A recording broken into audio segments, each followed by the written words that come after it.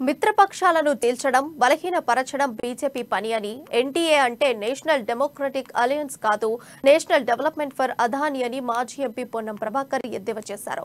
లోక్సభలో ప్రాధాన్యత లేని వాళ్ళు బీజేపీకి మిత్రపక్షాలని మీడియా అటెన్షన్ డైవర్ట్ చేయడానికే మోదీ మీటింగ్ పెట్టారని విమర్శించారు. గాంధీ భవన్ లో ఆయన మాట్లాడుతూ బీసీ ప్రధానిగా చెప్పుకునే మోదీ బీసీ గణన ఎందుకు చేయడం లేదని ప్రశ్నించారు.